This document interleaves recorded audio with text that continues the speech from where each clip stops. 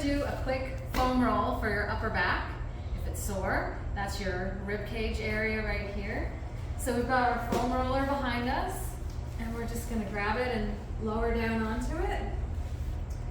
And first, just take a nice couple big deep breaths here. I'm tight.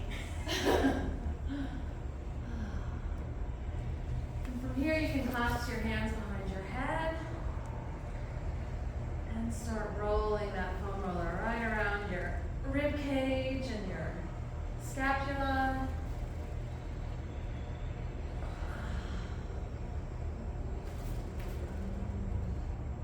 And you can even come here and we can do some twisting from side to side to try and get some more mobility in that thoracic spine. That's great.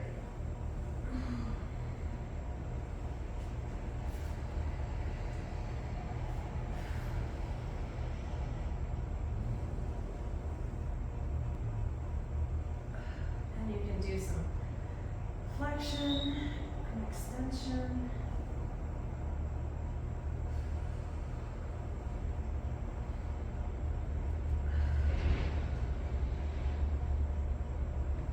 Alright, so this would be foam rolling on your glutes. Take the foam roller and stabilize it. Pop your butt right up on top. And let's get into the right glute. So we're going to put the right ankle over the left thigh. And we're going to lean in towards that right glute. And we're just going to roll from the top to the bottom.